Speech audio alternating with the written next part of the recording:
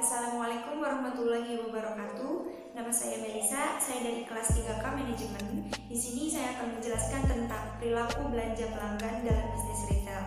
Perkembangan retail di Indonesia membuat persaingan bisnis retail semakin ketat. Untuk itu, para perusahaan berlomba-lomba untuk mencapai tujuan agar dapat menciptakan dan juga mempertahankan pelanggannya. Nah, untuk mencapai tujuan tersebut, maka retail harus bisa menciptakan nilai tambah bagi bisnis yang dijalankannya.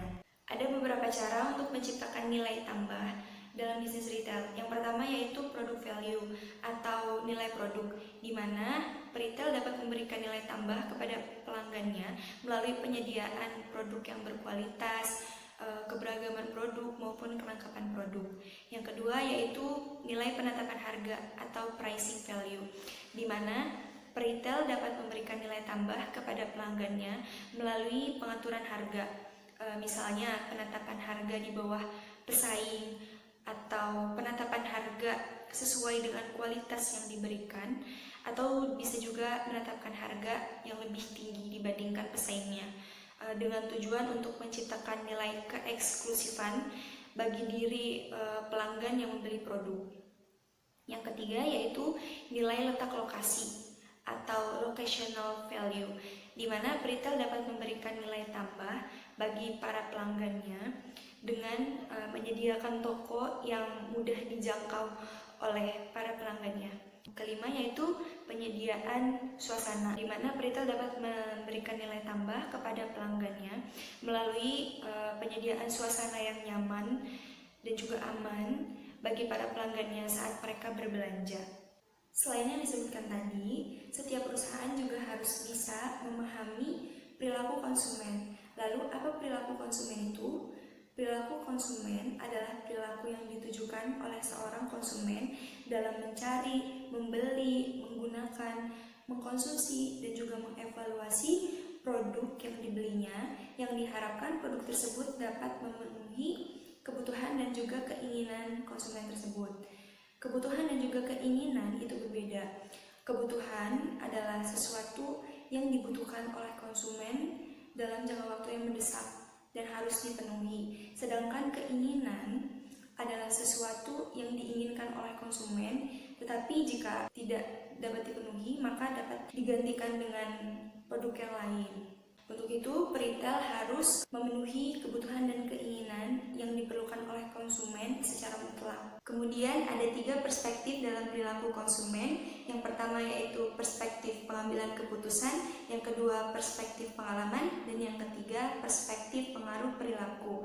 Kita bahas yang pertama yaitu perspektif pengambilan keputusan, di mana ini merupakan serangkaian langkah-langkah yang dilakukan oleh konsumen saat akan melakukan pembelian. Nah, perspektif pengambilan keputusan ini dibagi lagi menjadi 2, yaitu keputusan keterlibatan tinggi dan keputusan keterlibatan rendah. Kita bahas yang pertama yaitu keputusan keterlibatan tinggi, di mana seorang konsumen akan terlibat secara aktif dalam proses pengambilan keputusan. Pengambilan keputusan ini tidak dapat diwakilkan oleh orang lain. Contohnya, ketika seorang konsumen akan membeli sebuah perhiasan, maka seorang konsumen tersebut akan mencari tahu sendiri tentang toko retail yang akan dia pilih dan juga mencoba jenis perhiasan yang akan mereka pilih, kemudian ukuran yang cocok dengan mereka. Nah, proses-proses ini tidak dapat diwakilkan kepada orang lain. Untuk itu, konsumen terlibat secara aktif dalam proses pengambilan keputusannya. Nah, yang kedua yaitu proses pengambilan keputusan rendah, di mana seorang konsumen tidak perlu secara aktif dalam proses pengambilan keputusan. Contohnya, seorang konsumen akan membeli snack. Nah, mereka bisa mewakilkan keputusan pembelian tersebut kepada orang lain. Dan misalkan keputusannya tidak dapat dipenuhi, maka dapat digantikan dengan produk yang lain. Lalu yang kedua ada perspektif pengalaman, di mana perspektif pengalaman ini ada 2 jenis pembelian yang dapat diteliti. Yang pertama yaitu pembelian yang diakibatkan oleh pencarian keragaman, dan yang kedua pembelian yang diakibatkan oleh kata hati atau impulsif. Nah, pembelian yang dilakukan atas dasar pencarian keragaman ini, seorang konsumen akan secara spontan mencari produk yang baru dengan merek yang baru yang berbeda dari merek dan produk produk yang sebelumnya, bukan karena produk yang lama tersebut jelek kualitasnya, namun konsumen tersebut hanya ingin meminimalisir rasa kebosanan mereka dalam berbelanja. Nah, yang kedua yaitu pembelian yang dilakukan berdasarkan kata hati atau impulsif, di mana seorang konsumen secara tidak sadar membeli suatu produk yang sebelumnya tidak terencana akan membeli produk tersebut. Yang ketiga yaitu perspektif pengaruh perilaku, di mana perspektif ini mengasumsikan bahwa kekuatan lingkungan akan memaksa seorang konsumen untuk membeli produk tanpa harus menciptakan dan juga membangun terlebih dahulu kepercayaan terhadap produk yang akan dia beli. Nah, salah satu konsep dalam perspektif pengaruh perilaku ini yaitu konsep diri atau self concept, di mana self concept ini dibagi lagi menjadi 4, yaitu actual self concept atau konsep diri aktual, yang mana ini adalah pandangan atau pemikiran seorang individu terhadap dirinya sendiri. Yang kedua yaitu ideal self concept, di mana ini adalah pemikiran seorang individu mengenai sesuatu yang diharapkan oleh seseorang tersebut terhadap dirinya. Nah, yang ketiga yaitu social self concept, di mana ini adalah merupakan pandangan orang lain terhadap diri seseorang. Yang keempat yaitu ideal social self concept, di mana ini merupakan pandangan atau keinginan sosial terhadap diri seseorang untuk menjadi seseorang yang mereka harapkan. Selanjutnya ada motif belanja konsumen. Motif adalah keadaan dalam diri seseorang yang memaksa seseorang tersebut untuk melakukan suatu kegiatan tertentu. Nah, fungsi motif dalam mengarahkan konsumen itu ada 4. Pertama yaitu motif primer, di mana ini akan menimbulkan pemilihan kategori produk secara umum. Yang kedua yaitu motif selektif. Ini akan menyebabkan pemilihan produk berdasarkan jenis atau keragaman juga merek terhadap suatu produk. Yang ketiga yaitu motif rasional, di mana ini menyebabkan pemilihan berdasarkan kenyataan. Selanjutnya yaitu motif emosional, yakni menimbulkan pemilihan berdasarkan perasaan seseorang terhadap suatu produk atau pengalaman tertentu seseorang di masa lalunya terhadap suatu produk. Motivasi konsumen dalam berbelanja itu ada 2.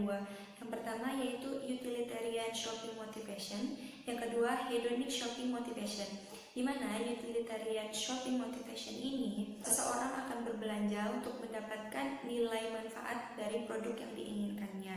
Yang kedua hedonic shopping motivation, yaitu seseorang akan berbelanja atas dasar kesenangan atau keinginannya untuk memenuhi hasratnya.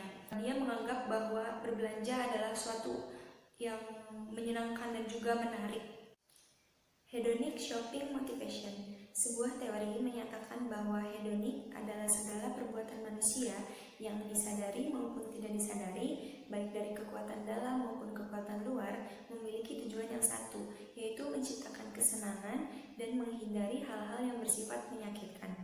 Kategori hedonic motivation mengidentifikasi ada 6 faktor motivasi berbelanja hedonik.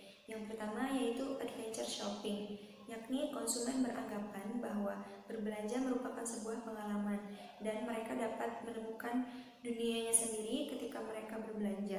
Yang kedua ada social shopping, yakni konsumen beranggapan bahwa berbelanja merupakan sebuah kenikmatan ketika mereka melakukannya dengan orang-orang terdekat mereka seperti teman, keluarga, sahabat, dan sebagainya.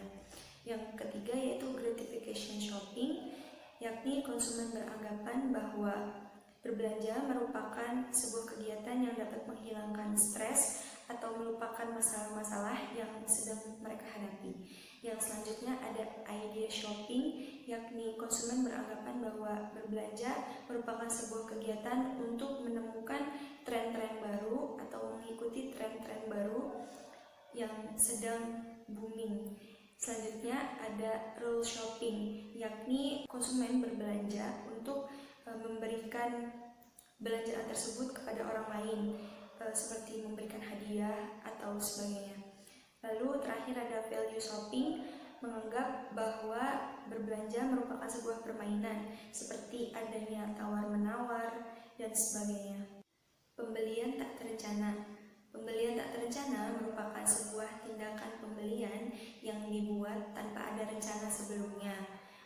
keputusan pembeliannya dilakukan ketika seorang konsumen berada di dalam toko. Kategori pembelian tak terencana ada dua, yaitu reminder purchase dan impulse purchase, di mana reminder purchase merupakan sebuah tindakan pembelian yang ketika konsumen melihat suatu barang atau suatu produk tertentu dalam toko, lalu mereka teringat bahwa mereka membutuhkan barang tersebut dan akhirnya mereka memutuskan untuk membeli barang tersebut.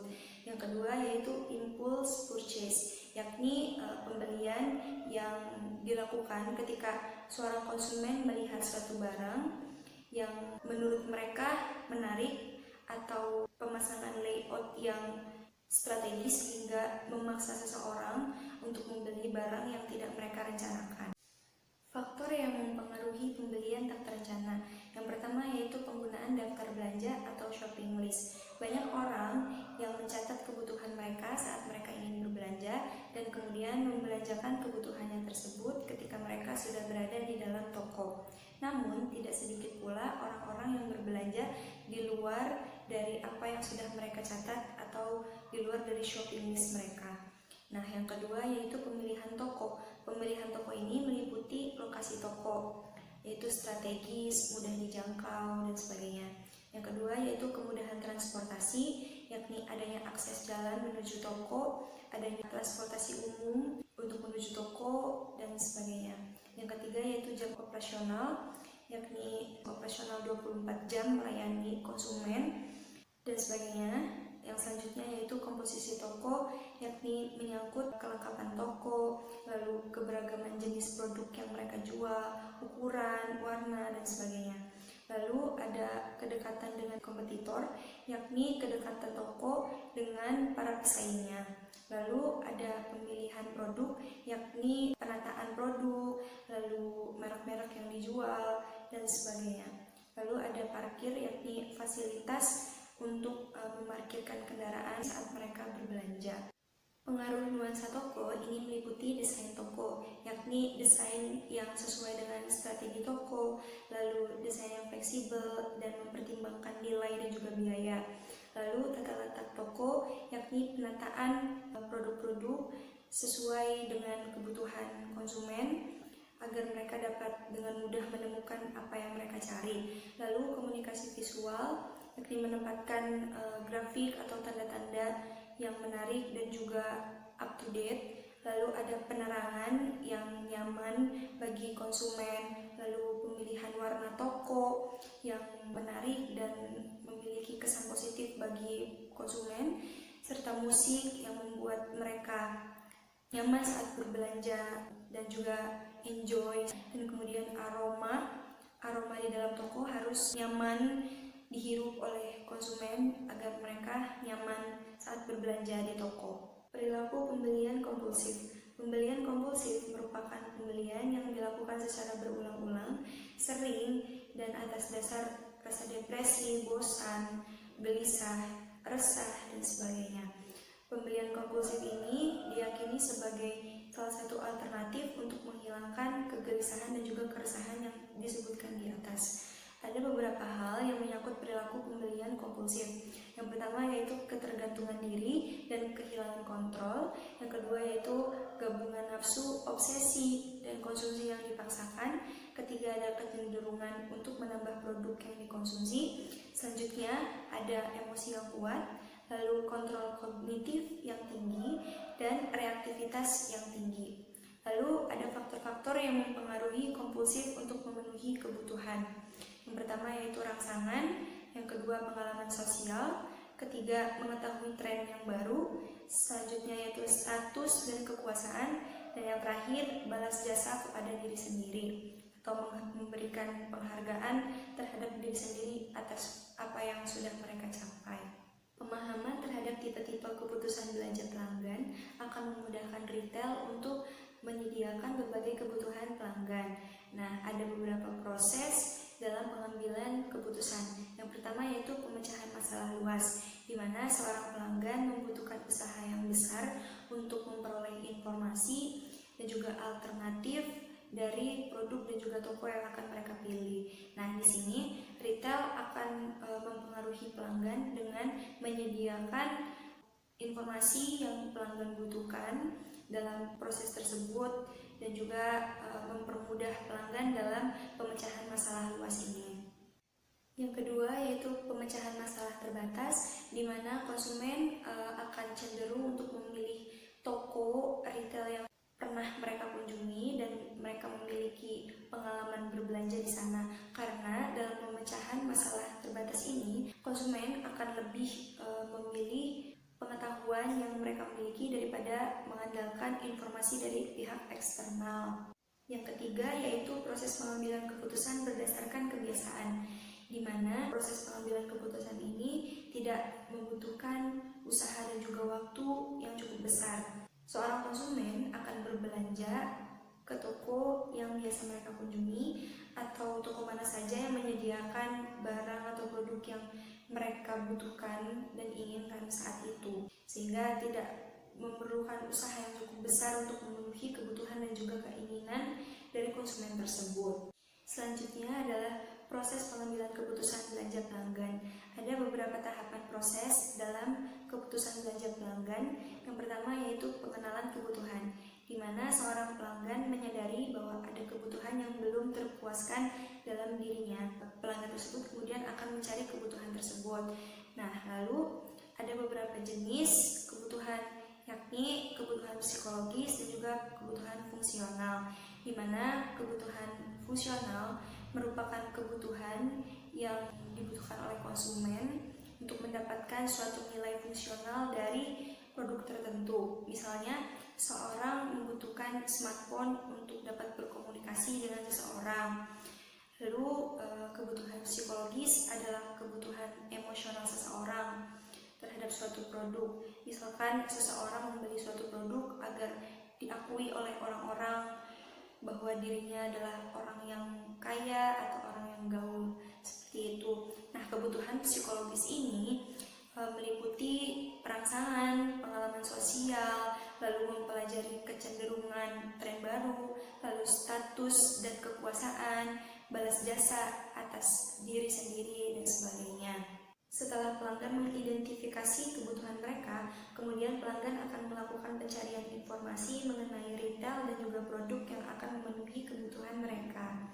Tahapan ini meliputi pertama, jumlah informasi yang dicari, yang kedua yaitu biaya pencarian informasi yang meliputi waktu dan uang. Faktor-faktor yang mempengaruhi biaya pencarian informasi ini ada 3, yakni sifat dan penggunaan produk yang dibeli, yang kedua yaitu karakteristik pelanggan individu, dan yang ketiga yaitu aspek pasar dan situasi saat berbelanja. Yang ketiga yaitu sumber-sumber informasi, di mana sumber-sumber informasi ini bisa didapatkan oleh pelanggan melalui pihak internal maupun eksternal. Pihak internalnya yaitu seperti pengalaman pelanggan berbelanja dalam toko itu, lalu yang eksternalnya bisa dari pihak retailnya tersebut. Lalu yang keempat yaitu mengurangi pencarian informasi. Tahapan yang ketiga yaitu evaluasi atas alternatif-alternatif, di mana setelah pelanggan melakukan pencarian informasi mengenai retail dan juga produk yang akan mereka pilih, kemudian mereka akan melanjutkan ke tahap selanjutnya, yaitu mengevaluasi alternatif-alternatif yang sudah mereka tetapkan. Nah, pemilihan toko ini merupakan fungsi dari 4 variabel. Yang pertama yaitu kriteria evaluasi, yakni mencakup lokasi toko, lalu kedalaman produk, lalu harga yang ditetapkan, kemudian promosi dan juga sebagainya. Nah, yang kedua yaitu karakteristik toko yang dirasakan. Karakteristik toko ini diartikan sebagai citra toko di mata pelanggan, yakni meliputi keberagaman produk yang dijual, lalu pelayanan produk yang beragam, lalu pelayanan konsumen yang baik, dan sebagainya. Lalu yang ketiga yaitu proses perbandingan. Setelah pelanggan mendapatkan informasi lebih jauh tentang retail-retail, kemudian pelanggan akan memiliki perbandingan atas retail-retail yang mereka pilih. Lalu setelah melakukan proses pembandingan, kemudian mereka akan bisa menentukan mana retail yang dapat diterima atau retail yang tidak dapat diterima. Tahapan yang keempat yaitu evaluasi setelah belanja. Proses belanja pelanggan tidak hanya berakhir ketika pelanggan sudah membeli suatu produk, namun proses tersebut harus melanjutkan ke tahapan selanjutnya, yakni pengevaluasian terhadap produk yang sudah dibeli. Konsumen akan menggunakan produk tersebut untuk mengevaluasi apakah produk tersebut memuaskan ataukah tidak memuaskan.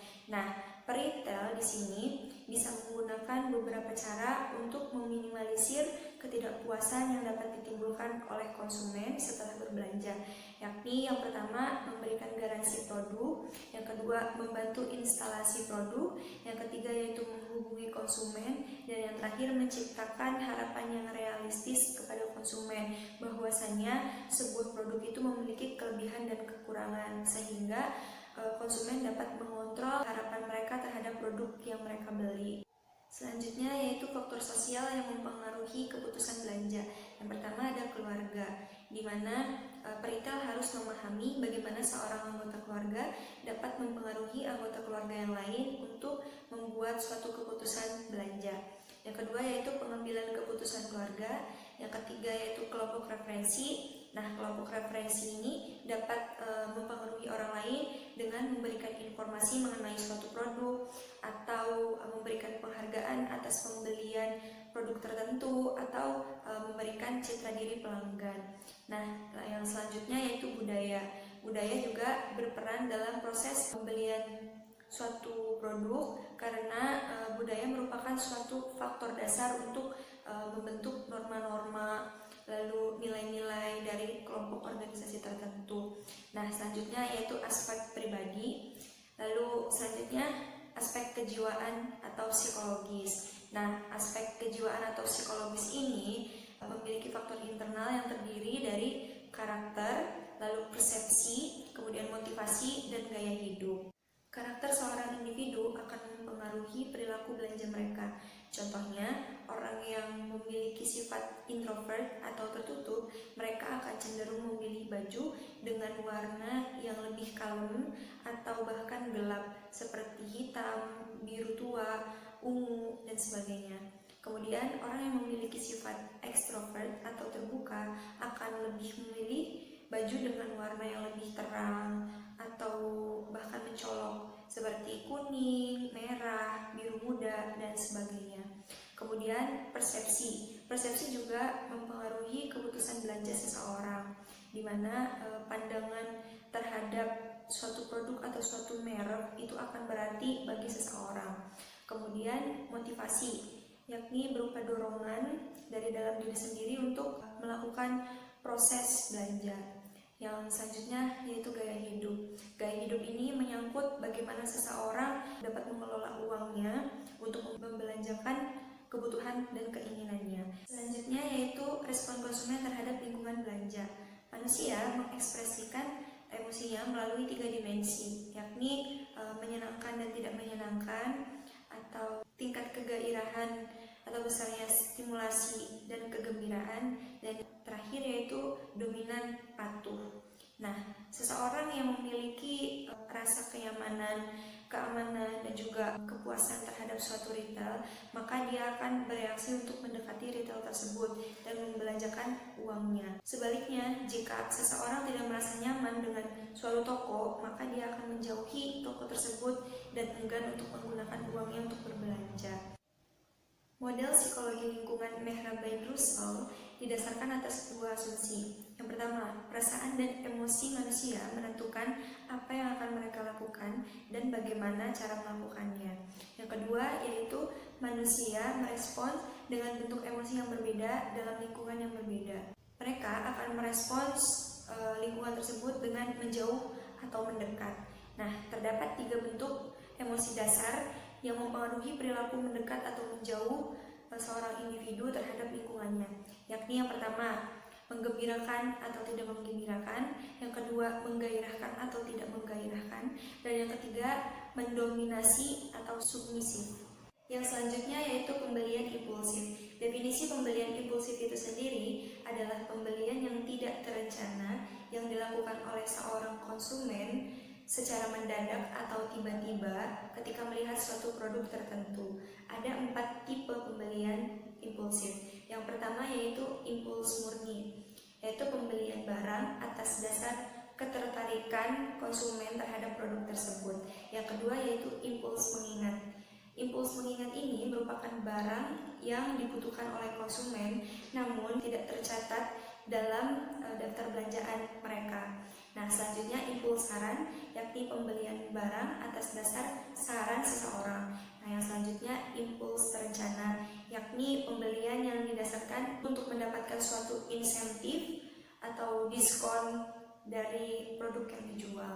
Selanjutnya yaitu ada perspektif dalam pembelian impulsif. Yang pertama yaitu karakteristik produk yang dibeli, yang kedua karakteristik konsumen, dan yang ketiga karakteristik display tempat belanja.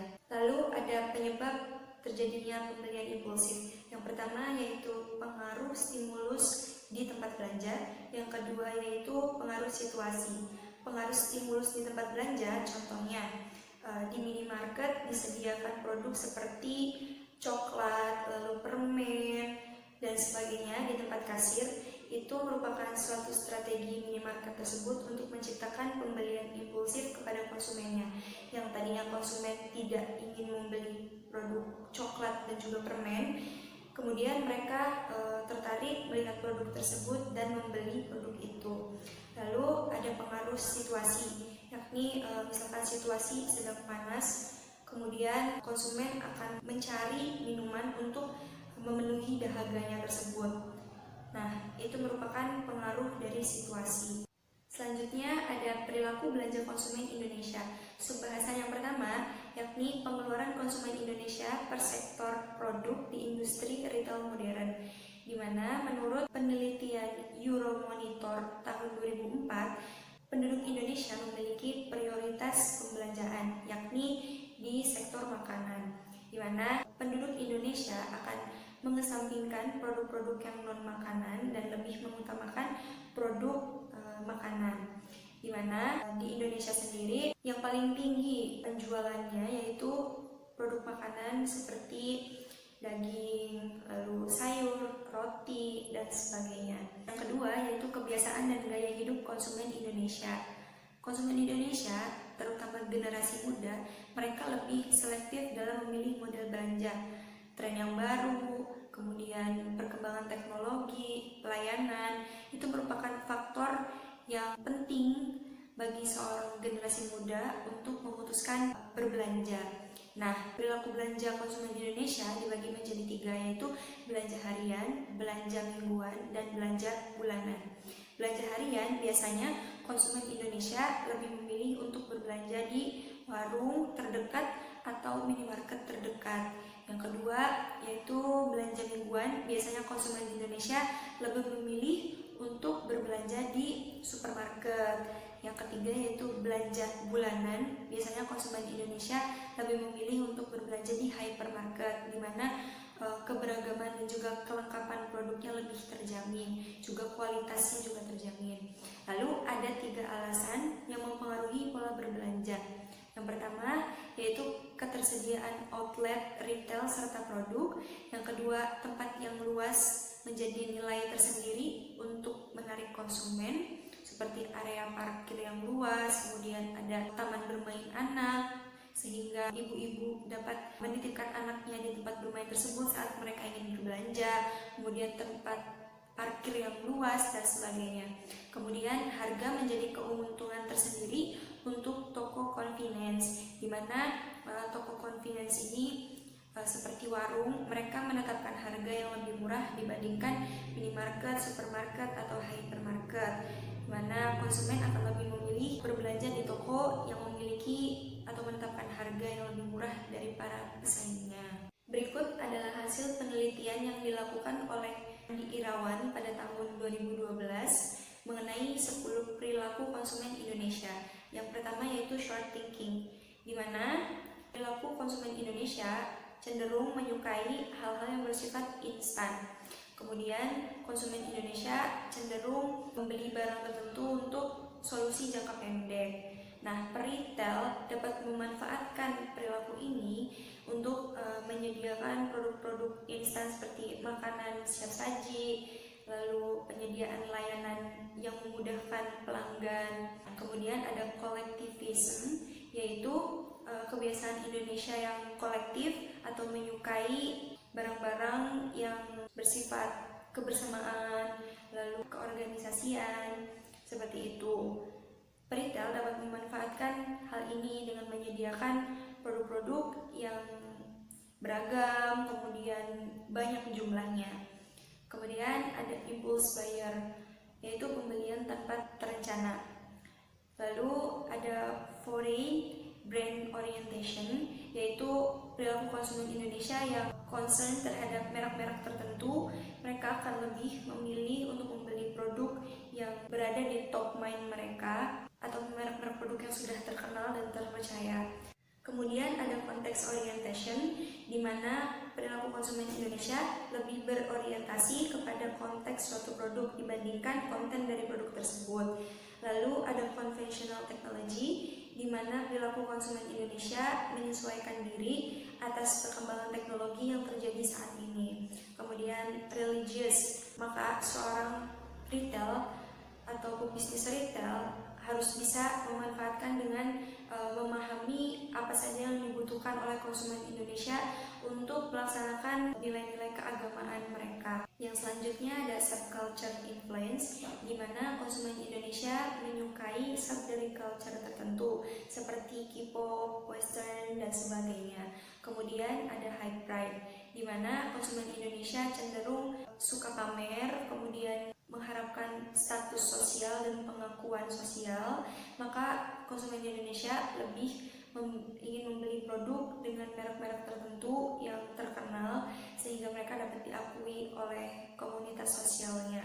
Kemudian ada non-environmentally friendly, yaitu perilaku konsumen Indonesia yang cenderung tidak peduli terhadap lingkungannya, seperti mengonsumsi atau membeli produk yang memiliki kemasan plastik yang susah diurai, susah untuk didaur ulang. Selanjutnya yaitu ada segmentasi pasar. Segmentasi pasar yaitu pengelompokan pasar yang tadinya pasar tersebut besar dan bersifat heterogen menjadi kelompok pasar yang lebih kecil dan juga homogen. Nah, ada 4 kriteria untuk mengevaluasi apakah suatu segmen retail itu sehat atau tidak. Yang pertama yaitu kemampuan bertindak atau actionability, yaitu mengevaluasi suatu segmen retail berdasarkan pelanggan di segmen ini harus memiliki kebutuhan yang sama, kemudian mencari nilai manfaat yang sama, dan dicakupi oleh suatu penawaran retail yang sama. Kemudian yang kedua yaitu kebutuhan pelanggan itu harus berbeda dengan segmen pasar yang lain. Lalu yang kedua yaitu kemampuan identifikasi, di mana identifikasi merupakan hal yang penting sebab ini memungkinkan retail untuk melakukan identifikasi terhadap ukuran segmen, kemudian dengan siapa retail itu perlu berkomunikasi, kemudian promosi penawaran retailnya, dan sebagainya. Lalu yang ketiga ada aksesibilitas atau kemudahan akses, dan selanjutnya yaitu ukuran. Pendekatan untuk segmentasi pasar. Yang pertama yaitu ada segmentasi geografis, yang mana ini merupakan pengelompokan pasar berdasarkan lokasi geografisnya seperti kota, kabupaten, provinsi, dataran tinggi atau dataran rendah.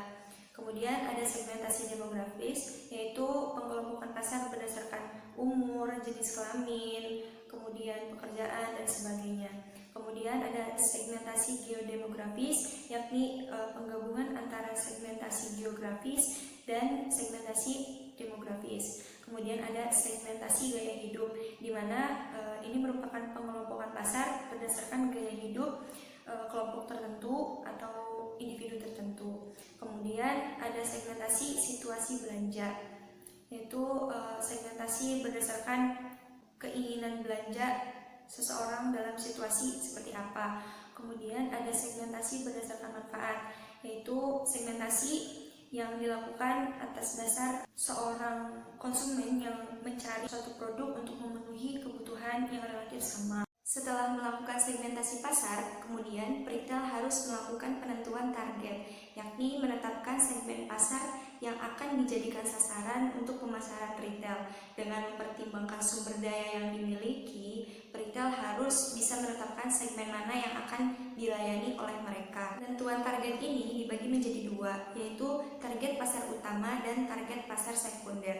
Target pasar utama merupakan segmen pasar yang dipilih oleh perusahaan untuk dijadikan sasaran utama dalam pemasaran retail. Yang kedua yaitu target pasar sekunder, di mana karakteristiknya sama seperti target pasar utama, namun ini merupakan target pasar yang kedua setelah target pasar utama. Setelah retail melakukan penentuan target, kemudian retail harus melakukan penentuan posisi atau positioning, di mana positioning ini akan membentuk citra retail di mata pelanggan. Nah, ada beberapa contoh pemposisian yang telah dilakukan oleh beberapa retail. Yang pertama yaitu KFC atau Kentucky Fried Chicken, di mana KFC ini memposisikan dirinya sebagai restoran makanan cepat saji yang menyediakan ayam yang berkualitas dan juga nikmat. Yang kedua yaitu Gramedia, di mana Gramedia ini memposisikan dirinya sebagai toko buku yang lengkap dan juga berkualitas. Yang ketiga yaitu Ranch Market, di mana Ranch Market ini memposisikan dirinya sebagai supermarket yang menjual produk yang aman bagi pelanggan karena sudah tersertifikasi ISO 22000 untuk kategori produk food safety. Selanjutnya yang keempat yaitu Metro, di mana Metro memposisikan dirinya sebagai department store premium. Kemudian yang terakhir ada pengaruh unsur bauran retail terhadap keputusan konsumen. Bahwasannya terdapat beberapa faktor yang mempengaruhi konsumen memilih suatu toko. Di antaranya adalah produk, kemudian layanan, promosi, harga, dan fasilitas fisik. Jadi, konsumen akan memilih untuk berbelanja di toko atau tempat tertentu saja apabila konsumen tersebut merasa nyaman berbelanja di toko tersebut. Tentunya pengusaha toko tidak ingin tokonya itu sepi. Oleh karena itu, keputusan konsumen untuk berbelanja di suatu toko sangat penting artinya bagi pengusaha toko. Sebagai tindak lanjut untuk membuat pembeli melakukan pembelian di tokonya, pengusaha harus mendesain tokonya menjadi menarik untuk dikunjungi dan membuat konsumen senang untuk berbelanja di toko tersebut. Sekian presentasi dari saya, kurang dan lebihnya saya mohon maaf. Wabillahi taufik wal hidayah. Wassalamualaikum warahmatullahi wabarakatuh.